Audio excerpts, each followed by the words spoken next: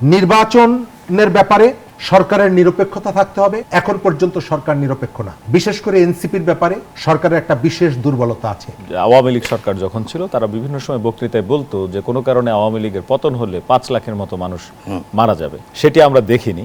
সেই তুলনায় এই সরকারের আইন শৃঙ্খলা পরিস্থিতি আমরা সেটিকে বলতে পারি যে বেশ নিয়ন্ত্রণে ভালো। কিন্তু আমরা যেটি দেখেছি যে পুলিশের সামনে খুন হওয়া বা পুলিশের সামনে কোপাকুপি গন্ডগোল হওয়া, এবং সেখানে দেখছে যে কোনো জায়গায় বিএনপি জড়িত বা কোনো জায়গায় অন্য দল জড়িত, তো সামনে কোন দল ক্ষমতায় আসে বা সামনে এরাই ক্ষমতায় আসবে সেই চিন্তা করে কি পুলিশ কোনো ভূমিকা নেয় না সেই জায়গায়? বা এই ধরনের চিন্তায় যদি আইন শৃঙ্খলা বাহিনী থাকে তাহলে নির্বাচনের সংঘাত কিভাবে মোকাবেলা করবে? এই জায়গাটায় আইনের প্রয়োগের ক্ষেত্রে সরকারের আন্তরিকতা এবং ইচ্ছাটাই মুখ্য। সরকার যদি চায় আইনের যথাযথ প্রয়োগটা এখানে হতে পারে।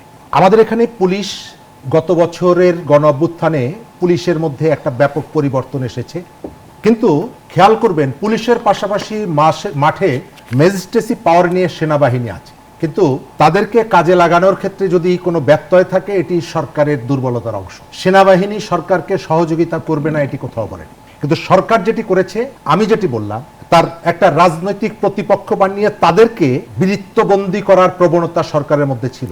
গাজীপুরে হাসনাত আবদুল্লাহর গাড়িবহরে হামলা করলো 15 থেকে 17 জন, তারাই স্বীকার করলেন, কিন্তু আমরা দেখেছি সেখানে প্রায় 150 মানুষকে পুলিশ গ্রেপ্তার করেছে। অর্থাৎ আইন প্রয়োগের ক্ষেত্রে একই জায়গায় একই সময়ে একাধিক একজন ব্যক্তি 3 জায়গায় গুলিতে মৃত্যুবরণ করেছেন এবং 1500 মানুষকে আসামি করেছেন, সেই মানুষদেরকে ধরা হচ্ছে। এটি জানার পরেও সরকার যখন এটিকে বন্ধ করার উদ্যোগটা না নিয়ে একটা নির্দিষ্ট গোষ্ঠীকে কারাবন্দী করার জন্য নানাভাবে বক্তব্য হাজির করে, সেই সরকারের নিরপেক্ষতা বলে কিছু থাকে না। সরকার আইন প্রয়োগের ক্ষেত্রে নিরপেক্ষতা দেখাতে পারছে না, দক্ষতাও দেখাতে পারছে না। আমি নির্বাচনের ব্যাপারে প্রথমে মনে করি সরকারের নিরপেক্ষতা থাকতে হবে। এখন পর্যন্ত সরকার নিরপেক্ষ না। বিশেষ করে এনসিপির ব্যাপারে সরকারের একটা বিশেষ দুর্বলতা আছে, তাদের অনেকেরই দুর্বলতা আছে। সরকারের আন্তরিকতা গুরুত্বপূর্ণ, নির্বাচনটাকে রিয়েলি তারা করতে চায় কিনা, কিন্তু এখন পর্যন্ত আমি সরকারের চাল চলন, কথাবার্তার ভাবভঙ্গিতে আমার মনে হয় এখন পর্যন্ত তারা সিরিয়াস না। চালাকিগুলো আছে। এই যে আলোচনা করলাম প্রতীক নিয়ে, বড় দলের প্রতীকটা নিতে পারবে না, আমি ধরে নিচ্ছি এই জায়গাটায় এই সিদ্ধান্তটা যদি এক্সিকিউট হয় এর সব থেকে লাভবান হবে জামাত। কারণ বাংলাদেশের এখন পর্যন্ত আপনি বলতে পারেন নির্বাচনটা বিএনপি এবং জামাতের মধ্যে বিভিন্ন আসনে ভোটের ব্যবধান যাই হোক না কেন প্রতিদ্বন্দ্বিতা হবে।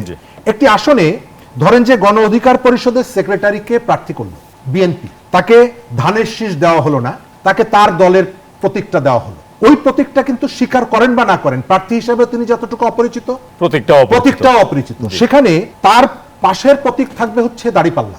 সুতরাং ভোটের ক্ষেত্রে মার্কা হিসেবে দাঁড়িপাল্লার একটা প্রভাব বিস্তার করার সুযোগ থাকবে ভোটারদের মনে। সুতরাং বিএনপি তার জোট প্র্যাকটিসের কারণে, অঙ্গীকারের কারণে যতগুলো আসন ছেড়ে দিবে, প্রত্যেকটি আসন একটা ঝুঁকির মধ্যে থাকবে শুধুমাত্র প্রতীকের কারণে, এবং সেকেন্ড পজিশন থাকার কারণে জামাত এখানে একটা বাড়তি লাভবান হতে পারে। সুতরাং এটার মধ্যে রাজনৈতিক দলগুলো নিশ্চয়ই আমি এর মধ্যে ইলেকশন কমিশনের একটা চালাকি দেখতে পাচ্ছি।